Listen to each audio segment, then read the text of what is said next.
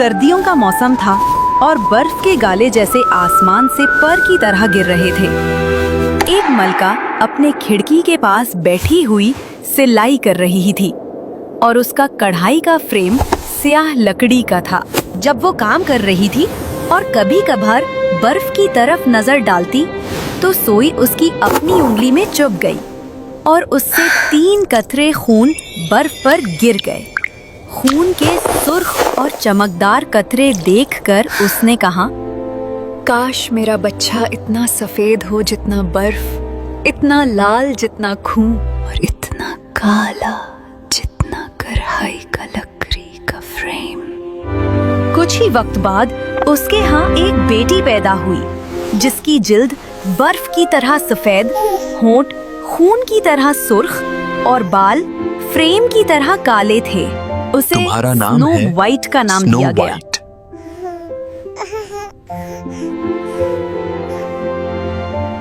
लेकिन खुशी ज्यादा देर ना रही बेबी का क्योंकि मलका जल्द ही इंतकाल कर गई। 1 साल बाद बादशाह ने दूसरी शादी की। नई मलका खूबसूरत थी मगर हुरूर और तकब्बुर से भरी हुई। वो ये सोच भी ना सकती थी कि कोई उससे ज्यादा खूबसूरत हो। उसके पास एक जादुई आईना था। वो आईने के सामने खड़ी होकर कहती, आईना आईना बताओ सबसे खूबसूरत कौन है? और आईना जवाब देता, आप मेरी मालिका।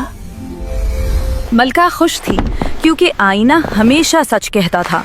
लेकिन स्नो वाइट बड़ी और ज्यादा खूबसूरत होती गई। 18 साल की उम्र में वो दिन की तरह रोशन और अपनी सौतेली माँ से भी ज्यादा दिलकश हो गई। एक दिन मलका ने आईने से पूछा, आईने बताओ सबसे खूबसूरत कौन है? और आईना जवाब देता, मलिका आप खूबसूरत हैं लेकिन स्नो वाइट आपसे ज्यादा हसीन है। ये जवाब सुनकर मलका का दिल हसद और रश्क से भर गया। वो स्नो वाइट से नफरत करने लगी और दिन रात बेचैन रही। आखिरकार उसने एक शिकारी को बुलाया और कहा, जाओ जंगल ले जाओ और उसका दिल मेरे लिए ले आओ। शिकारी ने हामी भरी और स्नो वाइट को जंगल ले गया। मगर जब उसने उसका मासूम दिल मारने के लिए तलवार उठाई, स्नो वाइट रोने लगी और कहने लगी, शिकारी, मुझे मत मारो, मुझे जाने दो। मैं प्रॉमिस करती हूँ कि दोबारा वापस नहीं आऊंगी। दौड़ो बाछी, बचकर निकलो और कभी वापस मत आना। शिकारी ने उसकी खूबसूरती पर रहम किया। उसने जंगली जानवर को पकड़कर उसका दिल मलका को पेश किया और मलका ने उसे पकाकर खा लिया, ये सोचकर कि अब स्नो वाइट का खात्मा हो गया। इसी दौरान स्नो वाइट अकेली और खौफजदा जंगल में भटक रही थी। दरख्त उस पर छाए हुए थे और हर पत्ती की सरसराहट उसे चौंका देती थी। वो कई घंटों तक भागती रही बगैर ये जाने कि कहाँ जा रही है। शाम को वो एक छोटे घर पहुंची और अंदर जाकर आराम करने लगी। घर बहुत छोटा मगर साफ और खूबसूरत था। यहाँ 7 छोटे तख्त, 7 प्लेटें, 7 चम्मच और 7 छोटे बिस्तर रखे हुए थे। स्नो वाइट ने हर प्लेट से थोड़ा सा खाया और हर कप से थोड़ा सी सब्ज चाय पी ताकि सब बराबर इस्तेमाल हो। फिर वो थक कर बिस्तर पर लेट गई और सो गई। रात को 7 बोने जो पहाड़ों में जमीन खोदते थे घर वापस आए।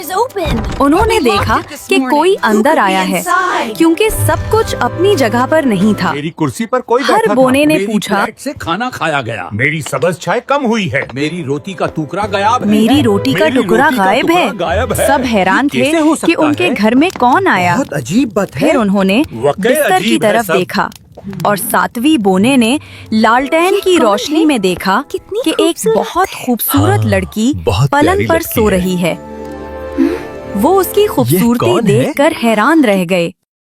उन्होंने उसे जगाया नहीं बल्कि उसे सोने दिया। बहुत प्यारी और सातवीं बोने ने बारी बारी रात भर दीगर बोनों के साथ जागकर हिफाजत की। सुबह स्नो वाइट ने बोने देखे और चूक गईं, लेकिन हम दोस्त बोने हैं, दोस्ताना डरो लगे। मत। उन्होंने पूछा कि वो यहाँ कैसे आई। स्नो वाइट ने सब कुछ बताया। बदतरीन सौतेली माँ, शिकारी जो उसे छोड़ गया और कैसे वो जंगल में भटकती हुई उनके घर पहुँची। बोने ने कहा, अगर तुम घर संभलो, खाना बनाओ, सफाई करो, तुम हमारे साथ रह सकती। हम तुम्हारी हिफाजत करेंगे। शुक्रिया। स्नो वाइट ने खुशी खुशी से कबूल किया। शुक्रिया कहा। स्नो वाइट खुशी खुशी सातों बोनों के साथ रहने लगी। वो रोजाना सुबह उठकर घर की सफाई करती, खाना बनाती और बोनों को हंसकर रुखसत करती। बोने भी उसे बहुत चाहते थे। हर सुबह बोने उसे खबरदार करते। अपना ख्याल रखना। स्नो वाइट, केसी के लिए दरवाजा मत खोलना। ठीक है, मैं ख्याल रखूंगी। अल्लाह हाफिज। दिन में बोने सोने की खुदाई के लिए पहाड़ जाते, शाम को वापस आते और खाना तैयार पाते। मलका, जो सोचती थी कि स्नो वाइट खत्म हो गई है, आईने से पूछती, आईना आईना बताओ, सबसे खूबसूरत कौन है? आईने ने जवाब दिया, आप खूबसूरत हैं आए मालिका, लेकिन स्नो वाइट 7 बोनों के साथ पहरों के पार ज्यादा हसीन है। मलिका गुस्से में आ गई। होगी। अपनी शक्ल बदलकर बूढ़ी व्यापारी औरत बनकर मलका बोनों के घर पहुंची। फॉर सेल, प्यारी रिबन्स। आप क्या बेच रही हैं? खूबसूरत लेस फॉर सेल, प्यारी रिबन्स। औरत ने रेबिन उसकी कमर पर जोर से बांधी और अब कहती तुम रही। मुझसे ज्यादा खूबसूरत कभी ना हो। स्नो वाइट बेहोश हो गई। जब बोने वापस आए, उन्होंने उसे बरवक्त जिंदा किया। वडा करो, दुबरा दरवाजा नहीं खोलना। अगले दिन मलका ने आईने मिरर से बताओ, दोबारा पूछा। सबसे आईने ने खूबसूरत कहा, कौन है? स्नो वाइट सबसे खूबसूरत है। ज्यादा खूबसूरत है। मैं कभी फेल नहीं होंगी। स्नो वाइट को साजा दूंगी।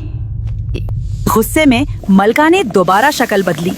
इस बार एक और बूढ़ी औरत के तौर पर उसने जहरीली कंघी बनाई और बोनों के घर गई। खूबसूरत बालों के लिए प्यारी कॉम्स।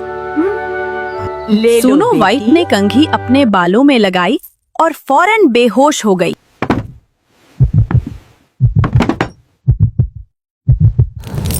बोने वापस आए और कंघी निकालकर उसे जिंदा कर दिया और स्नो वाइट से कहा, कभी भी अजनबियों के लिए दरवाजा न खोलो।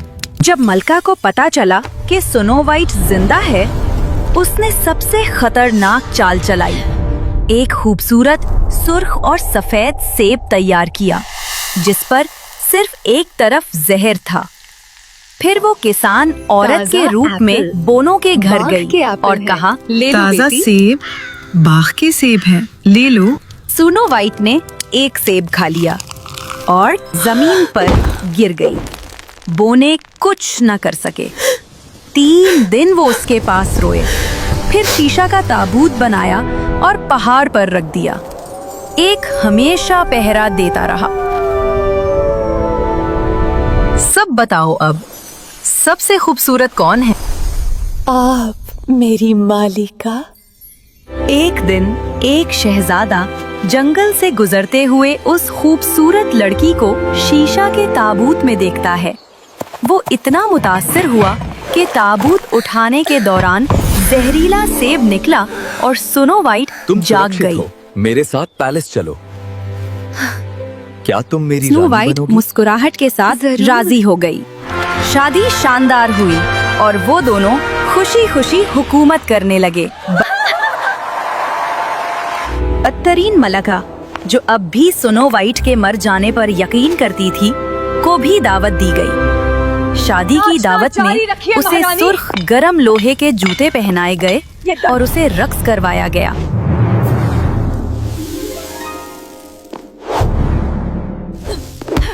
जब तक वो जमीन पर गिर न गई और फिर कभी ना उठ सकी। और इस तरह स्नो वाइट और शहजादा अपने सल्तनत पर मेहरबानी और खुशी के साथ हुकूमत करने लगे। उसने कभी उन बोनों को नहीं भूला जिन्होंने उसे बचाया था, और वो अक्सर उनके महल आते, हमेशा मुअज़्ज़िज़ मेहमान के तौर पर खुश आमदीद कहा जाता।